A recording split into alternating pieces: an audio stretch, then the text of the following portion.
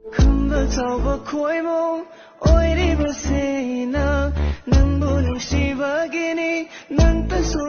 ma'am hanu maktada kangling bang channel na ma'am taram nok chari ma'am wasi video na wong pudun lak chare ma'am wasi video sidi aina video chamu namak pasida ngasi bawda video chamu namak pasida amu pau cha dri bain mathela mane anu ma'am kai matheno habdo ma'am punna yemina se kai matheno habba tamda ma'am wasi iroi thong mane ko iroi se ai amu pau cha dri ai gi channel video chamu mukti namjara mane ado chamu number sida ai iroi thong amu pau cha dri ba ado ma'am do iroi thong ba se ngasi pujare iroi thong ba san thong ba budi dum cha bi yaw re ba ko ado iroi di pak cha ba phangde ado ngasi iroi thong ba pujare ma'am adu ga loina na se iron ba masu iron ba di ai gi favorite ne soibung ga yendeng ba iron ba leire sida umro ma leire adu sida ko na ba kari kari samaroi ne tengno ne dai de khamena khaba ne mo te ko khara leire adu de ma'am cha na ba hojara ge ado mathel si kamai tawge habdu ma'am pun yengmina se khade haudu male aina su thong jawne ngasi je ko ang lawe mahi ya se ado ma'am hawr se ma'am support tawbiyo support tawbo kawi gano ado ma'am na hara raw yeng bi bdune ma'am na support tawbi bdune kanglei mubang na ngai jare so ado de ma'am cha na ba hojara ge meng tamne se ado de ma'am cha na ba hojara ge first batch se ke han tawjara ge first batch se si je mawong amane masi mahau ji ko ado amtang first batch se masi hana test masi hana charger ke ado kamai tawge do ma'am pun yengmina se do ma'am mahi je ketang hai ge ko wow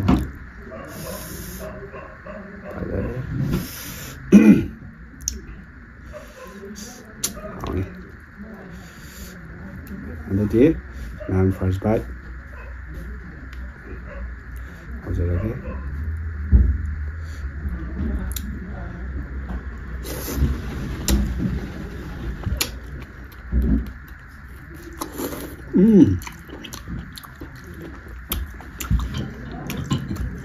She's a mahal aman na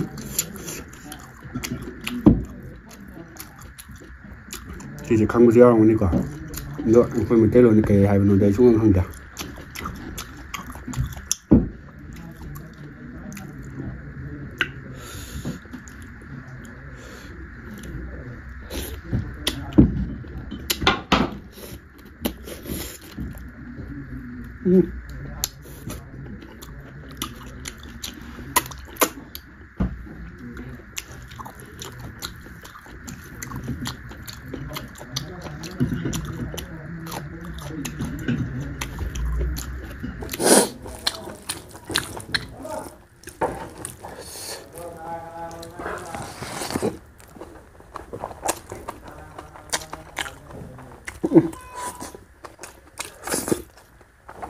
Rồi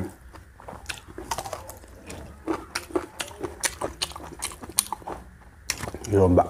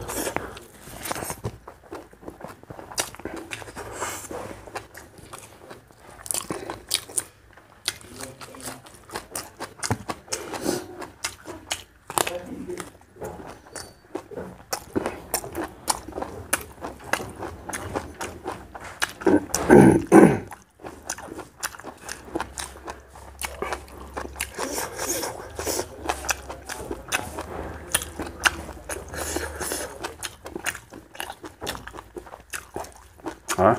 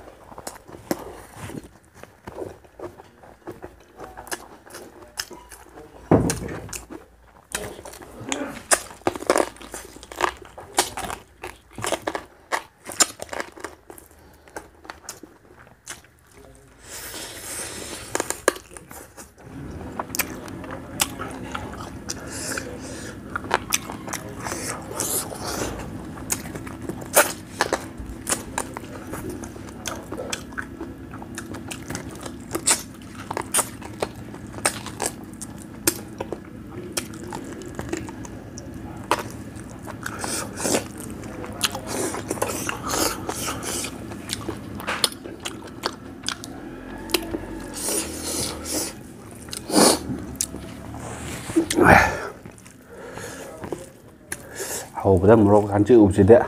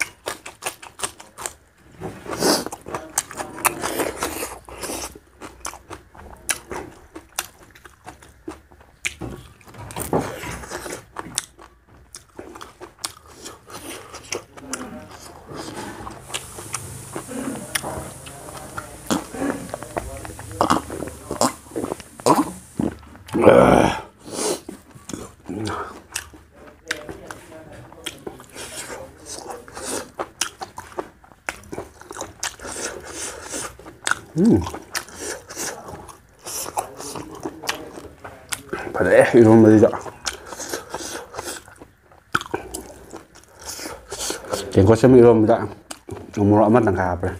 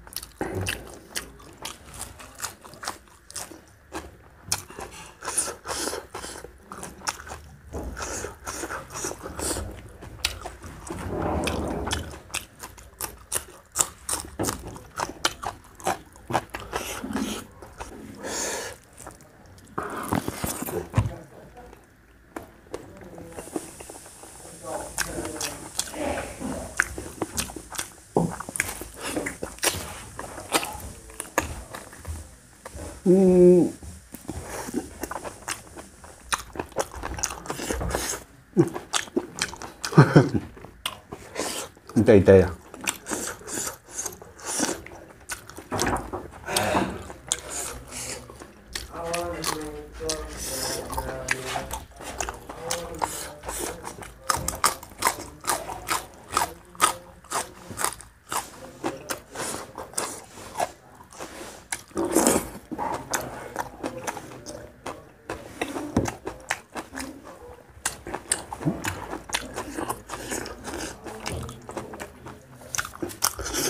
하와 그죠?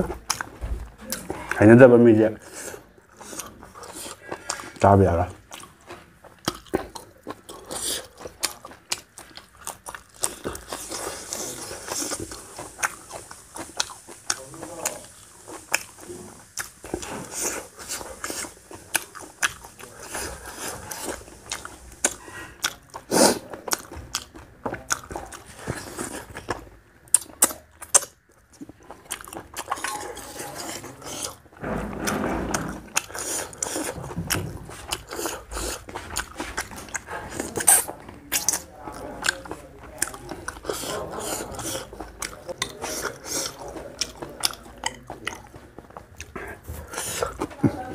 고추 생각이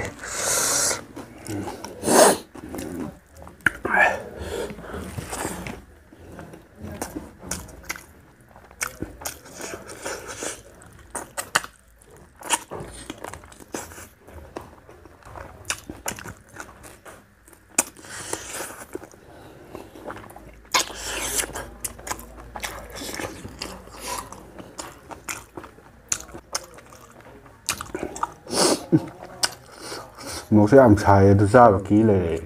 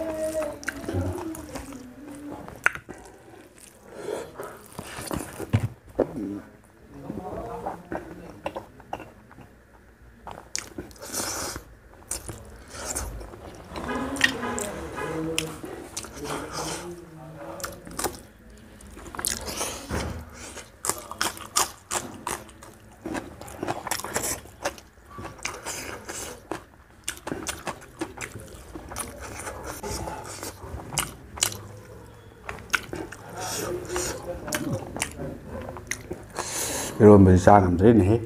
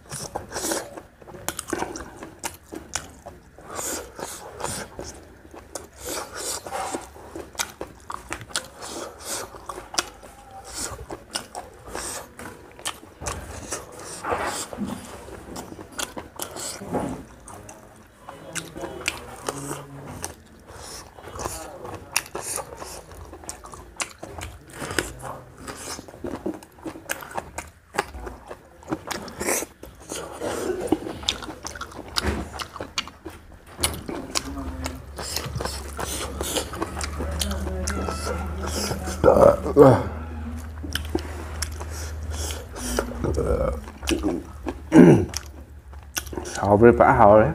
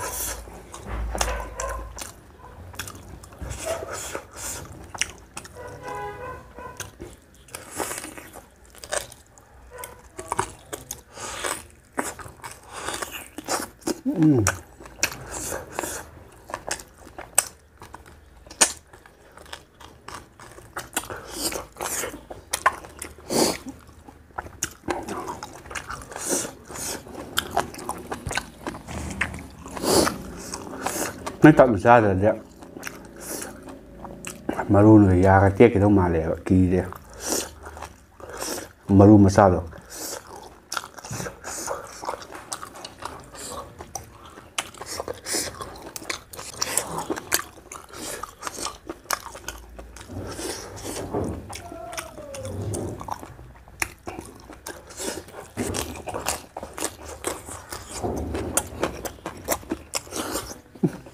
이러면서 하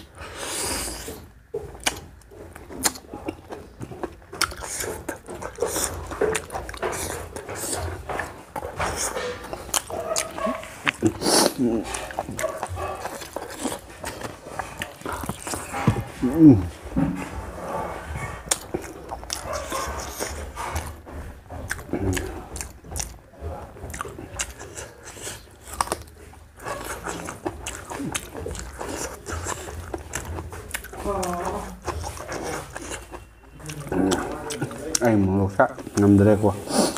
chơi nó tí giờ